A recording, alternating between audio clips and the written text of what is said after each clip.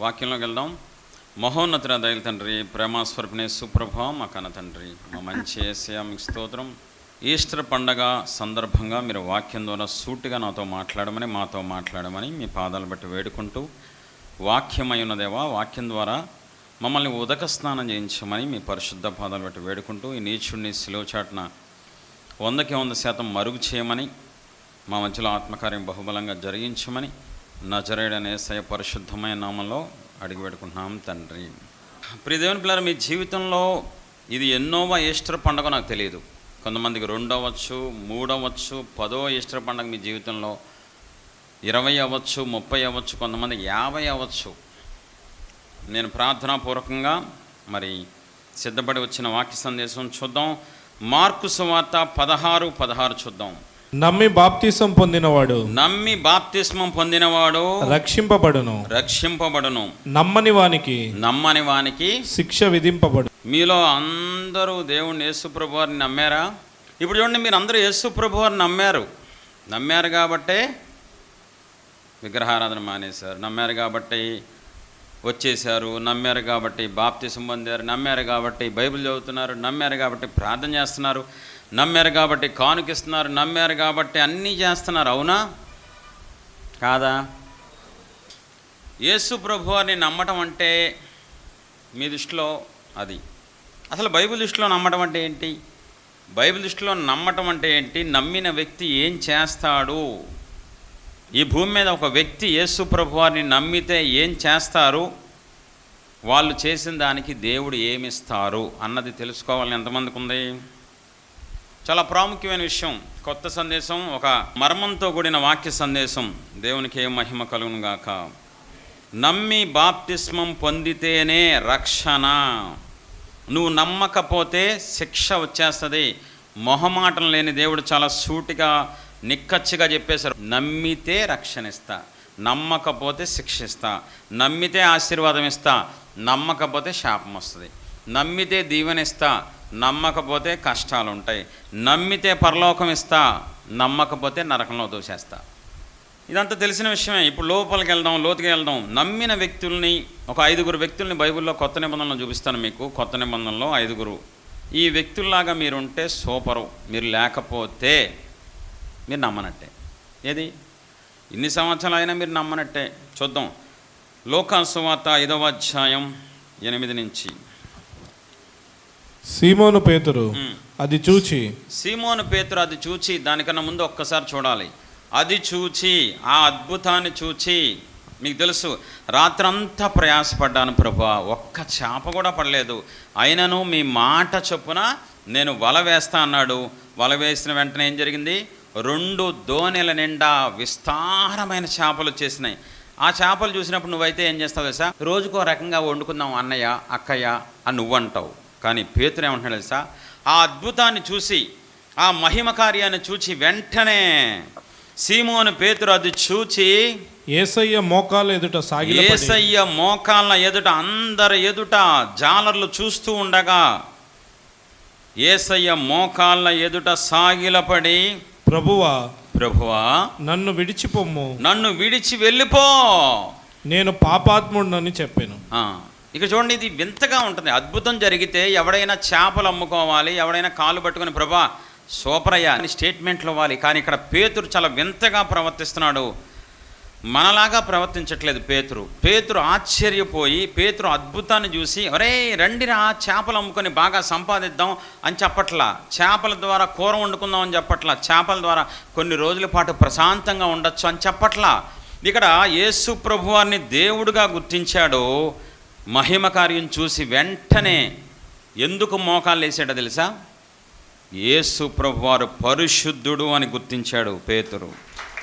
బాబోయ్, ఈయన పరిశుద్ధుడు, బాబోయ్ ఈయన పరిశుద్ధత ఎదుట నేను నిలవలేకపోతున్నాను, ఈయన మహాపరిశుద్ధుడు బాబోయ్ అని చెప్పి తనకు తాను వెంటనే ఆ స్థితి, అక్కడున్న పొజిషన్ వేరు, అది చర్చి కాదు, అది ఇల్లు కాదు, మోకాళ్ళు వేయటానికి వ్యతిరేక పరిస్థితుల్లో అందరి ఎదుట మోకాల్లోని ప్రభువా నన్ను దాటి వెళ్ళిపోయవద్దు, మీలాంటి పరిశుద్ధుడు నా దగ్గర ఉండటానికి నేను యోగ్యుణ్ణి కాదు.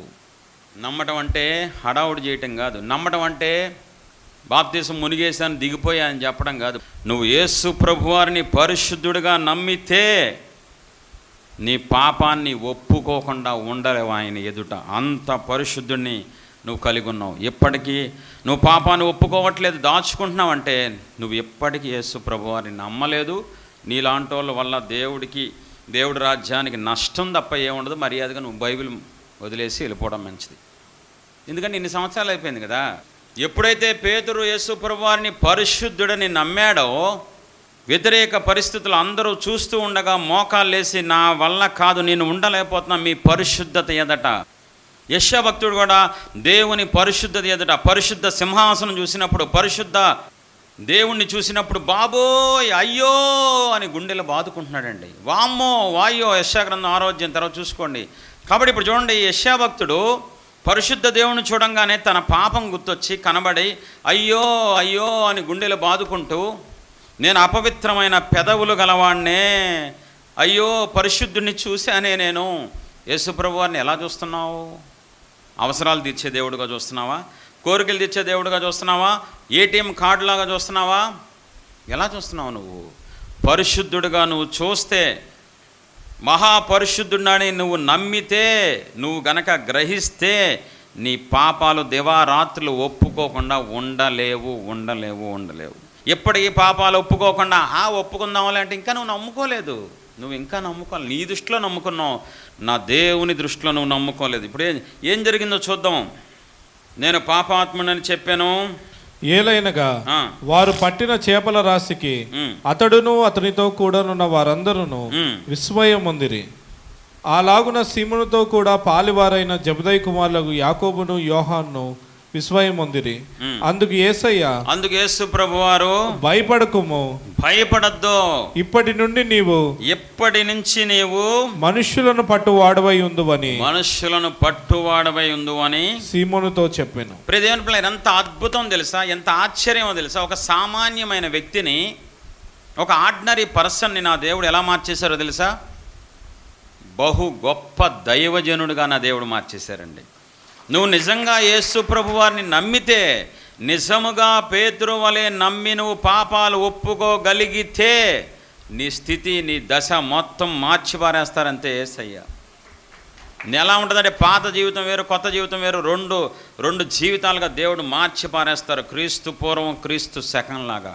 కాలాన్ని విభజించిన దేవుడు నీ జీవితాన్నిగా 2 ముక్కలుగా విభజించి, ఒక పాత పాపిగా ఉన్న జీవితాన్ని ఇప్పుడు పరిశుద్ధుడిగా మార్చి ప్రజలకి ఆశీర్వాదంగా. పేతురు నడుస్తుంటే ఒకప్పుడు కంపు కొట్టేది. పేతురు నడుస్తుంటే ఒకప్పుడు చిరాకు వచ్చారే, చేపలు పట్టేవాడు వస్తున్నాడు, కంపు కొడుతున్నారా బాబు. కానీ నా దేవుణ్ణి నమ్మిన తర్వాత, సృష్టికర్త నమ్మిన తర్వాత, రక్షకుని నమ్మిన తర్వాత పేతురు నడుస్తుంటే 100,000 మంది రోగులు వచ్చి స్వస్థత పొంది వెళ్ళిపోతున్నారండి. యేసు ప్రభువారిని నమ్మడం అంటే చిన్న విషయం కాదు. యేసు ప్రభువారిని నమ్మిన తర్వాత నీ జీవితం సామాన్యంగా ఉండదు. చూడండి, ఇక్కడ పేతుర్ని చూసి మనం బుద్ధి తెచ్చుకోవాలి. పేతుర్ని చూసి నేర్చుకోవాల్సింది ఏంటంటే, నమ్ముకోవడం అంటే నేను కలిసిపోయాను, దిగిపోయాను, 4 పేరెంటాలు మానేశాను, 4 పెళ్ళిళ్ళకి వెళ్ళటం మానేశాను అని నీ డబ్బా నువ్వు కట్టుకోవడం కాదు. నువ్వు నిజంగా నమ్మితే యేసు ప్రభువారు పరిశుద్ధుడు, మహాపరిశుద్ధుడు, పాపాన్ని చూడలేనంత పరిశుద్ధుడు. కాబట్టి నేను నిలవలేను. ఆయనతో నిలవాలంటే, ఆయనతో నడవాలంటే, ఆయనతో సహవాసం చేయాలంటే ఆ వెలుగు ముందు నేను నా చీకటి ఒప్పుకోవాలని అనుకుంటారు. అది నమ్ముకోవటం అంటే. నమ్ముకున్నారా? మరి నీ పరిస్థితి ఏంటి? నమ్ముతున్నావా లేదా? నమ్మేవా లేదా యేసు ప్రభువారిని? 2వ వ్యక్తిని చూపిస్తాను ఫాస్ట్గా. అపోస్తుల కార్యం 9వ అధ్యాయం 4-6 వచనాలు. అపోస్తులు 9:4.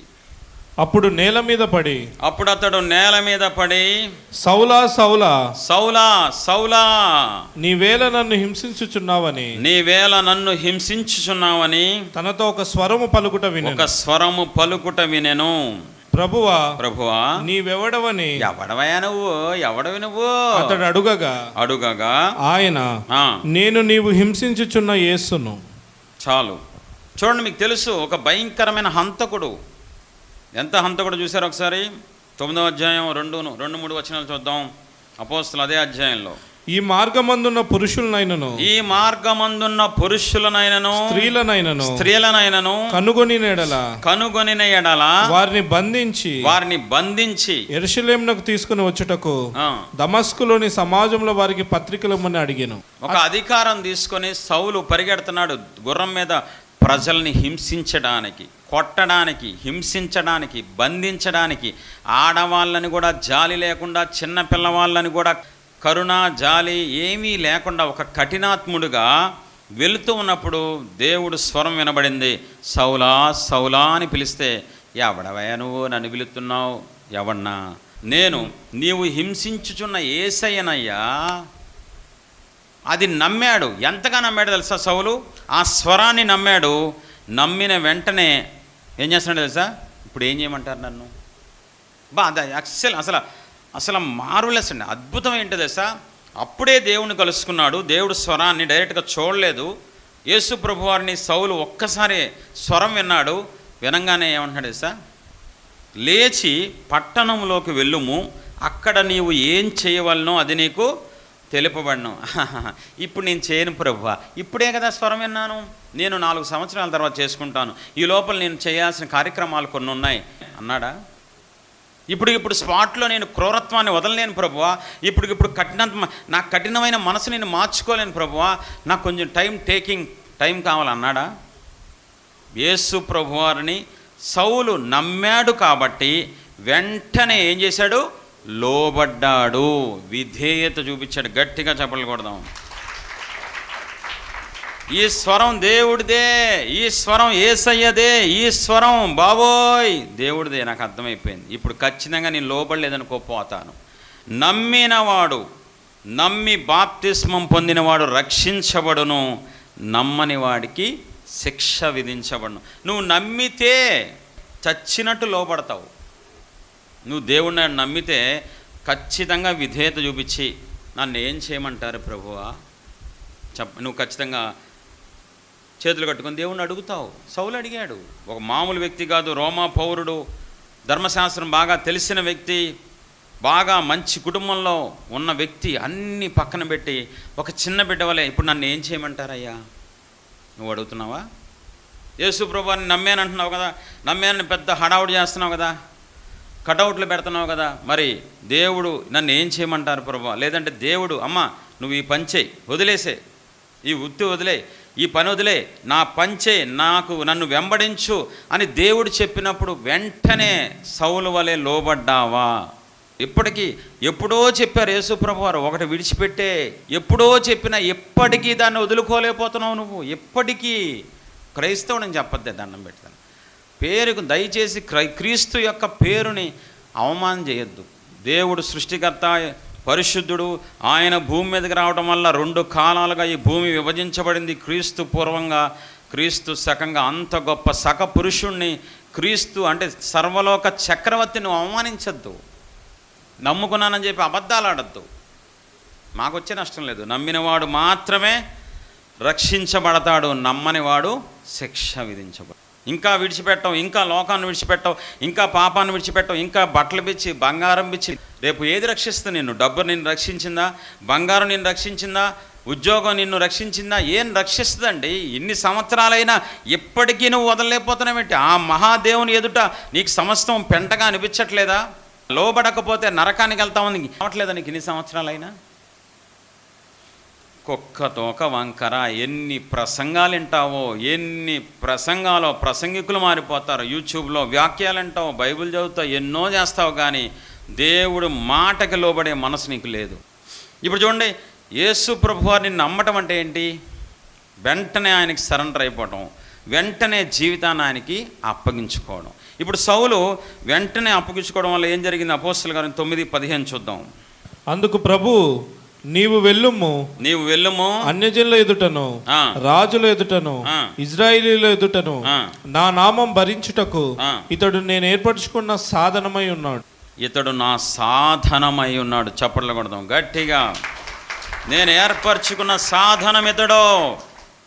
దేవుణ్ణి ఎవరైతే నమ్ముతారో, పరిపూర్ణంగా నమ్ముతారో, జీవితాన్ని సమర్పించుకునేంత నమ్ముతారో, వాళ్ళని దేవుడు సాధనాలుగా మార్చుకుంటారు ఆయన రాజ్యం కోసం.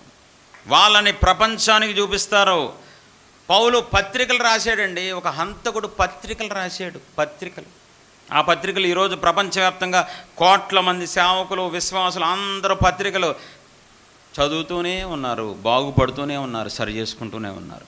ఒకవేళ యేసు ప్రభువారిని సౌలులాగా నువ్వు నమ్మితే, నిజంగా నువ్వు లోబడితే, నిజంగా నీ పూర్తి జీవితానికి ఆయనకి అప్పగించుకొని, మీరే ప్రభు అయ్యా, నా మీద నాకు అధికారం లేదు. నేను ఎప్పుడు రెగ్యులర్గా వాడే డైలాగ్ ఏంటో తెలుసా? ప్రభువా, నా మీద నాకు అధికారం లేదు, నా మీద ఎవ్వరికీ అధికారం లేదు, నన్ను రక్తమిచ్చి కొనుక్కున్న మీకు మాత్రమే అధికారం ఉంది ప్రభువా. చెప్పమంటే నువ్వు మాటలతో చెప్పేస్తావు, నువ్వు మాటలతో ఏంటి భయంకరంగా పెద్ద పెద్ద స్టోరీలు కూడా రాస్తావు, కానీ నీ జీవితం పూర్తిగా దేవుడికి అప్పగించుకున్నావా? రంగు మానేమన్నారు 35 ఏళ్ళకి, మానేశాను. 35 ఏళ్ళకి సెంట్రల్ గవర్నమెంట్ ఆఫీసర్గా పనిచేస్తున్నాను, రంగు మానేనా అన్నారు. చిత్తం ప్రభు అని ఆనాటి నుంచి ఈనాడు వరకు 8.5 సంవత్సరాల్లో ఒక్కసారి కూడా రంగేసుకోలేదండి తలకి. ముసలోడు అనిపించుకున్నా, పిచ్చోడు అనిపించుకున్నా, ఎన్నో అనిపించుకున్నా, నా దేవుడి కోసం పిచ్చోడిని అయ్యాను, కానీ నేను మాత్రం ఆయనకు అవిధేయత చూపించలేకపోయాను. ప్రదేవుని పిల్లారా, దేవుడి కోసం నువ్వు నిజంగా నీ జీవితాన్ని అర్పించుకుంటే అన్నీ విడిచిపెట్టేస్తావు, ఏం చెప్తే చేస్తావు. నేను అప్పగించుకున్నా నా జీవితం అని చెప్పి దేవుడి చిత్తం జరగకుండా నీ జీవితం జరిగితే దాన్ని అప్పగించుకోవడం ఎలా జరిగిద్దండి? నీకు ఇష్టమైన ఉద్యోగం చేసుకుంటావు, నీకు ఇష్టమైన పెళ్లి చేసుకుంటావు, నీకు ఇష్టమైన బిజినెస్ చేస్తావు, నీకు నచ్చిన చోటుకి వెళ్ళిపోతావు, ఆత్మీయులు అని చెప్పి వాళ్ళంటావు, నీ ఇష్టమే జరిగిద్ది నీ జీవితంలో. దేవుని చిత్తం ఎక్కడ జరుగుతుంది చెప్పండి? పూర్తిగా ఆయనకి ఇష్టమైన మాటలే, ఆయనకి ఇష్టమైన జీవితం, ఆయనకి ఇష్టమైన బట్టలే, ఆయనకి ఇష్టమైన మొత్తం జరగాలండి. ప్రభువు చిత్తం, ప్రభువా నేను ఉన్నాను మీ దాసుణ్ణి, ఏం చేయమంటారు ప్రభువా అని పాడతాం కాదు, జీవితాన్ని ప్రభువుకు అర్పించుకొని అప్పగించుకొని మీరు ఏం చేయమంటే అది, ఎక్కడికి వెళ్ళమంటే అక్కడికి. నా జీవితంలో సేవలోకి వచ్చిన 8.5 సంవత్సరాలు ఇష్టం లేని ప్లేసులకి ఎన్నో చోట పంపించారు దేవుడు. సంతోషంగా వెళ్ళానండి, సంతోషంగా వెళ్ళాను. అది అప్పగించుకోవడం అంటే. నీ ఇష్టాన్ని కాదు, ఆయన ఇష్టాన్ని నీ ఇష్టంగా మార్చుకోవడమే అప్పగించుకోవటం. ఆయన సంతోషమే నీ సంతోషంగా మారటమే అప్పగించుకోవటం. దేవా నీ చిత్తము నెరవేర్చుట నాకు సంతోషం అని చెప్పి దావీదు కీర్తనలో రాశాడండి. నేను యేసుప్రభు వారిని నమ్మటం అంటే ఏంటి? నాకు ఇంతకాలం నేనే ప్రభు అనుకున్నాను, ప్రభువా నా మీద ఒక ప్రభు మీరు ఉన్నారని చెప్పి నేను నమ్ముతున్నాను. ఈ రోజు నుంచి నా జీవితాన్ని మీకు అప్పగిస్తున్నాను. ప్రతిరోజు, ప్రతి గంట, ప్రతిరోజు, ప్రతి క్షణం, ప్రతి విషయంలో మీ చిత్తమే జరగాలి, మీరు పైన ఉండాలి, నేను కింద ఉంటాను అని చెప్పడమే అప్పగించుకోవడం. నేను ఒప్పుకోను. నువ్వు నమ్మితే ఈ పాటికి ఎలా ఉండాలి సార్? పౌలులాగా ప్రపంచానికి ఆశీర్వాదంగా ఉండాలి. నమ్మిన వాళ్ళని దేవుడు ధన్యులుగా చేస్తారు. యెహోవా తమకు దేవుడుగా గల జనులు ధన్యులు, ఇట్టి స్థితి గలవారు ధన్యులు. నిన్ను నువ్వు మోసం చేసుకుంటున్నావు, ఎన్నో ఈస్టర్లు దాటిపోయినాయి, ఈస్టర్ కూడా దాటిపోద్ది అంతే. ఏముండదు, నీ వల్ల ఎవరికి ఉపయోగం ఉండదు, నీ వల్ల నీ కుటుంబానికి ఆశీర్వాదం ఉండదు, నీ ఊరికి ఆశీర్వాదం ఉండదు, ఎవరికీ ఉండదు. చూడండి, ఒక హంతకుడు అగ్నిగుండంలో ఉండాల్సినోడు ఎక్కడున్నాడో తెలుసా?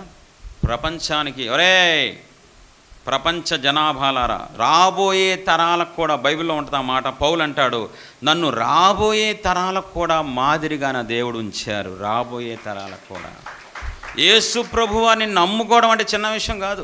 యేసయ్యని నమ్మితే నిన్ను నెత్తి మీద ఎక్కించుకొని ఊరేగిస్తారండి నా దేవుడు, ఊరేగిస్తారు. ఈరోజు ఎలా ఉంది నీ బ్రతుకు? ఎలా ఉంది నీ బ్రతుకు అని చెప్తున్నా. 3వ వ్యక్తిని చూపిస్తాను. లోకాసు వార్త 7వ అధ్యాయం, లోకాసు వార్త 7వ అధ్యాయం 44 నుంచి.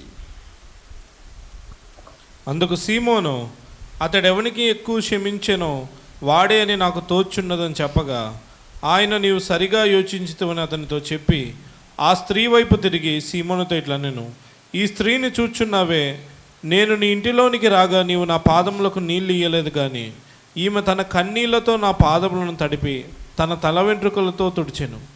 నీవు నన్ను ముద్దు పెట్టుకునలేదు, కానీ నేను లోపలికి వచ్చినప్పటి నుండి ఈమె నా పాదములు ముద్దు పెట్టుకునటం మానలేదు. నీవు నూనెతో నా తల అంటలేదు, కానీ ఈమె నా పాదములకు అత్తరు పూసెను. ఆమె విస్తారంగా ప్రేమించను గనక ఆమె యొక్క విస్తార పాపములు క్షమింపబడేనని నీతో చెప్పుచున్నాను. ఈ 3వ వ్యక్తిని చాలా జాగ్రత్తగా మీరు చూడాలి. పాపాత్మురాలైన స్త్రీ వాళ్ళ ఇంటికి రాలేదు, ఎవరో ఇంటికి, పరిసైడ్ ఇంటికి వచ్చిందని తెలుసుకొని వెంటనే వెళ్ళిపోయింది. మీకు తెలుసు, చదువుతారు కానీ పాటించరు. మీతో బాధ అదే. నామకార్థ క్రైస్తవం అంటే ఇదే, చదువుతారు కానీ జీవితంలోకి అనువదించుకోరు, పాటించుకోరు. ఇప్పుడు చూడండి, ఒక ఆడది తల వెంట్రుకలతో తుడుస్తుందంట, కన్నీళ్లతో పాదాలు కడుగుతుందంట, అందరు ఎదుట కన్నీళ్లు గారుస్తుందంట, అందరూ చిచ్చి అని చెప్పినా కూడా నేను మాత్రం ఆయన పాదాలు కడుగుతా. మీరు నన్ను అసహించుకుంటారా? పరిసయ్యులు అంటూ అక్కడ చాలామంది ఉన్నారు, అసహించు, ఇది వచ్చిందని గలీజ్, అరే చెడిపోయింది వచ్చినా అని చెప్పి ఎన్ని మాటలన్నా ఆవిడ ఏం పట్టించుకోవట్లా. ఆవిడ రావటం, కన్నీళ్లతో పాదాలు తడపడం ఎంత తగ్గించుకుంటుందంటే ఏ ఆడది అలా తగ్గించుకూడదండి. ఏ ఆడది అంతగా తగ్గించుకోదు, గ్యారంటీ చెప్పగలను. కొంతసేపు ఏడుస్తే తప్ప, ఏదో కొంతసేపు హడావుడి చేస్తే తప్ప, కన్నీళ్లతో పాదాలు కడగడం ఏంటంటే చెంబు నీళ్ళు కార్చేసి ఉంటుంది. ఎందుకంటే కాళ్ళు మొత్తం క్లీన్ చేసేసిందంట. పరిసయ్యుడితో దేవుడు అంటున్నారు, నువ్వు నా కాళ్ళు కడగలేదు, ఆమె తన కన్నీళ్లతో కడిగేసింది.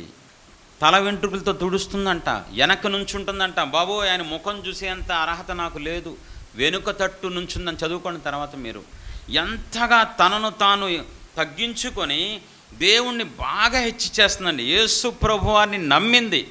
ఆయన మహాదేవుడు, ఆయన గొప్ప దేవుడని నమ్మి తనను తాను తగ్గించుకొని ఆయన్ని ఘనపరుస్తుంది, హెచ్చిస్తుందండి. ఎలాగా? మామూలుగా హెచ్చించట్ల, రొటీన్గా మనలాగా యేసు ప్రభువారు the great the great the great అంటలా, కన్నీళ్లతో ఘనపరుస్తుంది, తల వెంట్రుకలతో ఘనపరుస్తుంది, వెనక నుంచొని ముఖాన్ని కూడా చూడలేరని చెప్పి ప్రవర్తనతో ఘనపరుస్తుంది. ఈరోజు హెచ్చింపు. ఈరోజు నేను ఎవరో తెలుసా? Reverend doctor bishop. ఎలా వస్తాయండి? యేసు ప్రభువారిని నమ్మిన తర్వాత ఇంకా జీవితాంతం తగ్గించుకునే ఉంటారు, కానీ హెచ్చింపు ఎలా వస్తాయి? అంతటా బాప్తిస్మిచ్చి యోహానే, నేను తగ్గవలసి ఉన్నది, ఆయన హెచ్చవలసి ఉన్నది. ఇంకా ఎలా వస్తుంది? యేసు ప్రభువారిని అంత గొప్ప దేవుణ్ణి తెలుసుకున్న తర్వాత, ఆయన పైన ఉన్నారని తెలిసిన తర్వాత నువ్వు ఇంకా ఎలా హెచ్చించుకుంటావు? నీ ఫోటో కావాలి. నిజంగా దేవుణ్ణి ప్రేమిస్తే నువ్వు ప్రొఫైల్ పిక్లో నువ్వు ఎలా చూపించుకుంటావు అంటే నాకు అర్థం కాదు. నిజంగా ఆయన్ని నువ్వు గనక ఆయన రక్తంతో కొనబడ్డావు అని నమ్మితే జీవితాంతం ఎక్కడికి వెళ్ళినా దేవుణ్ణి ఘనపరుస్తూనే ఉంటావు. ఎక్కడికి వెళ్ళి ఘనపరుస్తుంది? వాళ్ళ ఇంట్లోకి వెళ్ళా పాపాత్మ స్త్రీ వేరే వాళ్ళ ఇంటికి వెళ్ళి శత్రువులు ఎదురు ఘనపరుస్తుంది. బయట వాళ్ళ దగ్గర ఒక ఆడదయ్యుండి తగ్గించుకొని ఘనపరుస్తుందండి. నువ్వు అన్ని విషయాల్లో ఘనపరుస్తున్నావా? దేవుడు సంతోషపడేంత ఘనపరుస్తున్నావా? నిన్ను నువ్వు తగ్గించుకొని ఆయన హెచ్చిస్తున్నావా?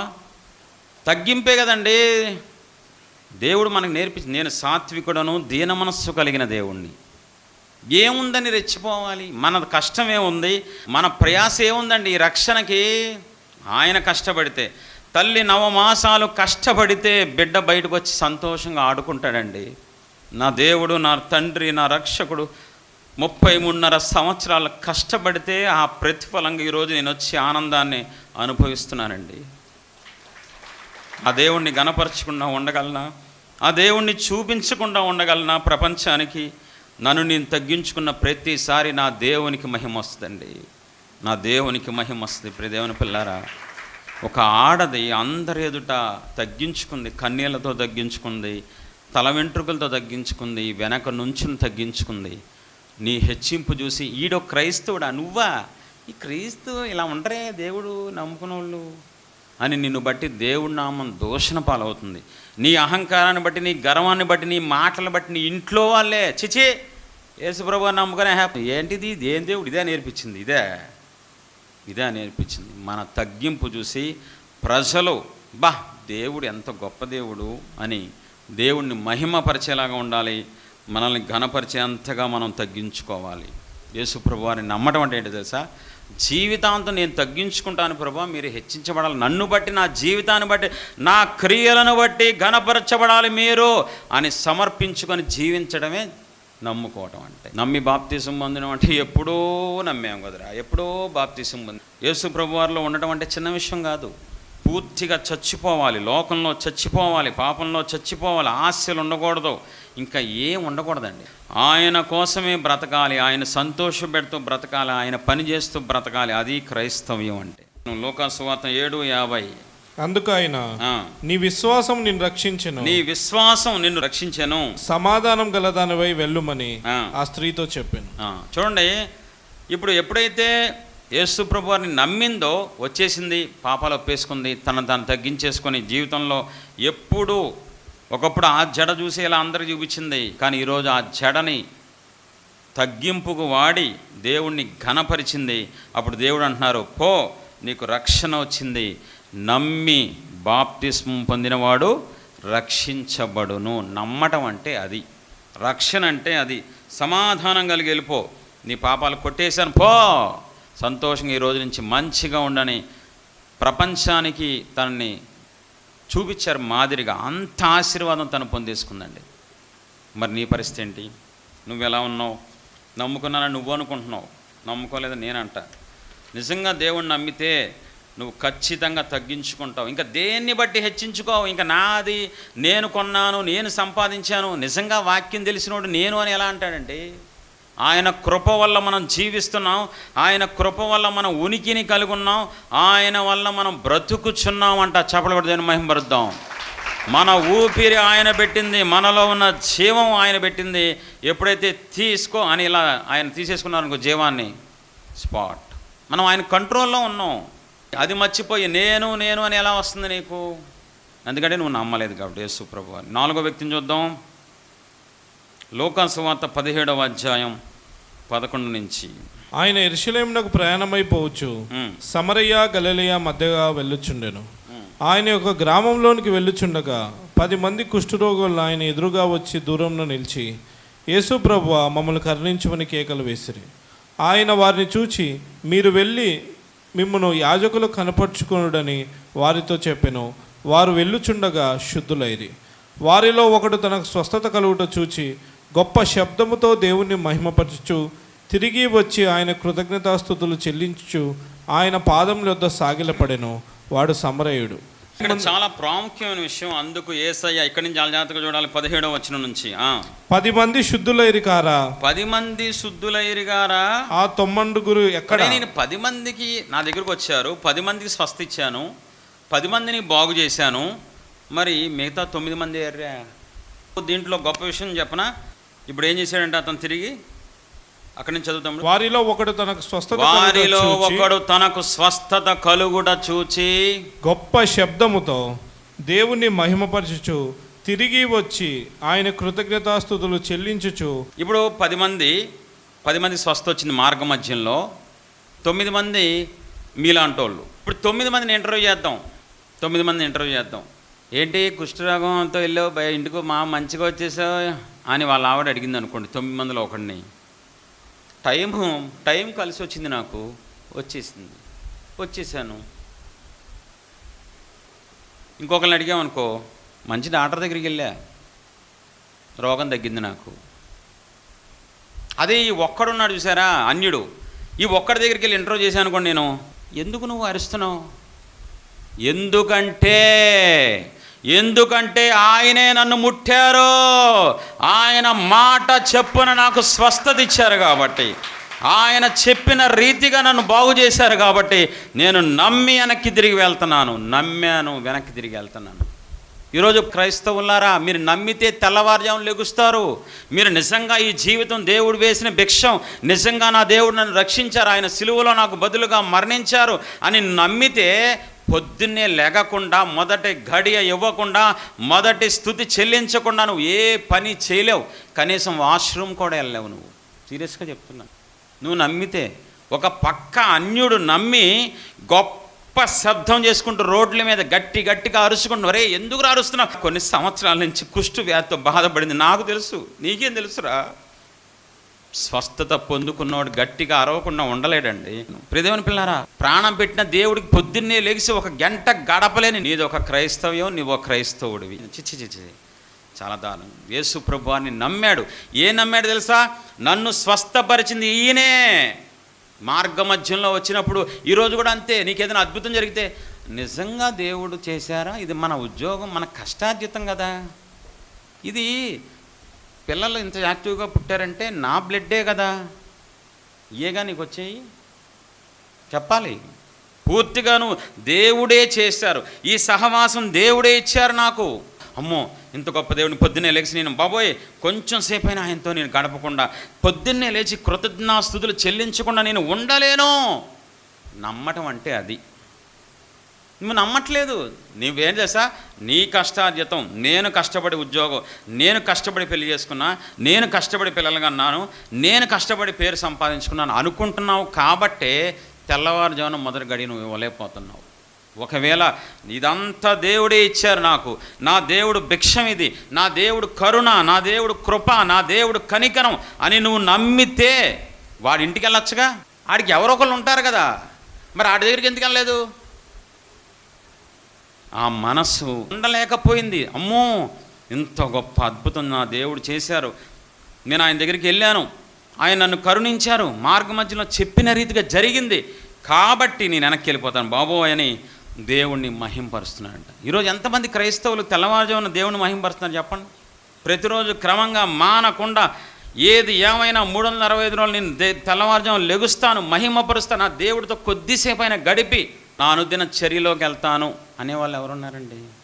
తెల్లవారుజామున లెగనోడు కూడా ఒక సేవకుడైనా, ఒక విశ్వాసైనా, క్రైస్తవుడైనా అంటా నేను. ఈ జీవితం ఎవరిచ్చారు?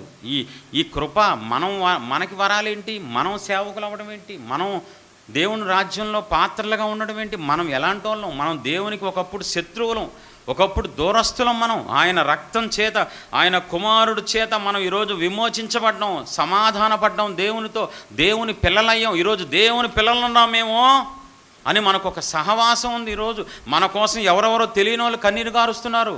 అదే అన్యులుగా నువ్వు ఉంటే నీ కోసం ఎవడో ఏడవడు, కావాలంటే నీ మీద పడి ఏడుస్తాడు, కానీ నీ కోసం కన్నీరు గార్చే వాళ్ళు ఉండరు. ఇదంతా నా దేవుడే ఇచ్చారో, ఇదంతా నా రక్షకుడే ఇచ్చారు, ఇదంతా నా దేవుడి కృప దొరికింది నాకు అనుకున్నవాడు పొద్దున్నే లెగకుండా ఉండలేడు.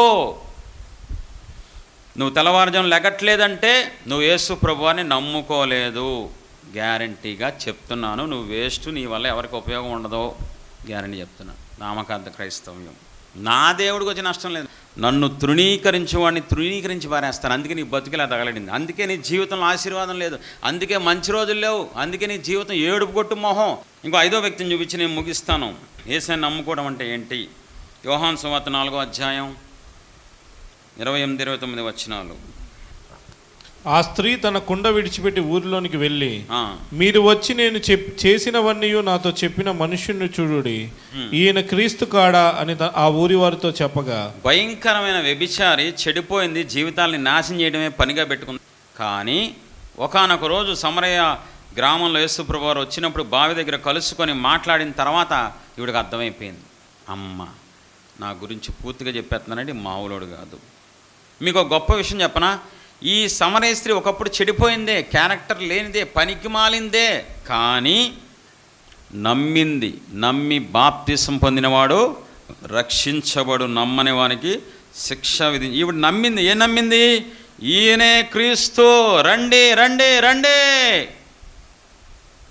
ఊరిలో చెడ్డ పేరు ఉన్న వ్యక్తి, ఊరిలో సమాజంలో అసలు గౌరవం లేని వ్యక్తి, చీ అనిపించుకున్న వ్యక్తి వెళ్ళిపోయి, ఆగకుండా వెళ్ళిపోయి, రండి నేను చెప్తున్నా ఈయన క్రీస్తు కాడా అని వాళ్ళని చేతులు పట్టుకుందో కాలు పట్టుకుందో మనకు తెలియదు, కానీ గ్రామం మొత్తాన్ని తీసుకొచ్చేసి యేసుప్రభువు వారికి అప్పచెప్పేసిందండి. నమ్మింది కాబట్టి సువార్త ప్రకటించింది, నమ్మింది కాబట్టి. నువ్వు నమ్మావా? నువ్వు నమ్మితే ఎంతమంది రక్షించావు? నువ్వు నమ్మితే ఎదుటోళ్ళని రక్షించకుండా, దేవుని వైపు తిప్పకుండా ఉండలేవు. ఎందుకంటే ఆవిడ్ని చూస్తే మనకు బుద్ధి వస్తుంది. సమరయ స్త్రీ నమ్మింది యేసు ప్రభువారిని, ఈయనే క్రీస్తు, అమ్మ ఈయన వచ్చేసారు, ఈయనే క్రీస్తు, ఈయన కోసమే మనం ఎదురు చూస్తున్నాం. నువ్వు కూడా నువ్వు నమ్మితే, ఆయన రక్షకుడు నమ్మితే, నా జీవితం మార్చిన దేవుడు నీ జీవితం కూడా మారుస్తారు. నాకు స్వస్థ ఇచ్చిన దేవుడు నీకు కూడా స్వస్థిస్తారు, నాకు విడుదల ఇచ్చిన దేవుడు నీకు కూడా విడుదలిస్తారు, నాకు సహవాసం ఇచ్చిన దేవుడు నీకు కూడా సహవాసం ఇస్తారు అని చెప్పకుండా నువ్వు ఉండలేవండి బాబు. నువ్వు ఎలా మౌనంగా ఉంటుంది నీ నోరు? ఎలాగా ఎదుటోళ్ళు నలిగిపోతున్నా, జీవితాలు దారుణంగా ఉన్నా, సూసైడ్కి అటెంప్ట్ చేస్తున్నా, ప్రజలు ఎంత దారుణమైన పొజిషన్లో ఉన్నా నువ్వు ఎలా ఉండగలుగుతున్నావండి? నాకు అర్థం కాదు. నీ దృష్టిలో నువ్వు నమ్మావు అనుకుంటున్నావు, నీ దృష్టిలో నువ్వు క్రీస్తు బిడ్డవు అనుకుంటున్నావు, నీ దృష్టిలో క్రైస్తవుడు అనుకుంటున్నావు. సంవత్సరాలు దాడిపోతున్నాయి. నేను అక్క, నీకన్నా సీనియర్ అక్క, నేను 30 ఏళ్ళ నుంచి ఉన్నాను. సీనియారిటీ కదా కావాల్సింది. నువ్వు నిజంగా యేసు ప్రభువాని నమ్మితే, నమ్మినోడు ఎక్కడున్నా ఏ స్థితిలో ఉన్నా సువార్త ప్రకటించకుండా ఉండలేడండి. ఎదుటోళ్ళు ఏడుస్తున్నారని చెప్పి ఒక ఆత్మని తీసుకొచ్చి నీ ముందు ట్రైన్లో కూర్చోబెట్టినా ఎదురుగుండా ఆత్మలు తీసుకొచ్చి నీ ముందు పెట్టినా నీ మాత్రం సువార్త ప్రకటించవు, దేవుడు ప్రేమను పంచుకోవు, దేవుడు చేసిన కార్యాలు చెప్పవు, తలపోసుకోవు. సువార్త చెప్పకపోతే శ్రమ, సువార్త ప్రకటించకపోతే శ్రమ. పౌలు అంటున్నాడు, నేను సువార్త ఇష్టపడి ప్రకటిస్తే నాకు జీతం దొరికిద్ది. 5 వ్యక్తుల్ని మీ ముందు పెట్టాను. నిజంగా యేసు ప్రభువాన్ని నమ్మటం అంటే ఏంటి? పేతురు నమ్మి, దేవుణ్ణి పరిశుద్ధుడుగా నమ్మి, తన పాపాన్ని ఒప్పుకొని పశ్చాత్తాపడి దేవుని చేత అభిషేకించబడి ప్రపంచానికి దైవజనుడిగా మారిపోయాడండి.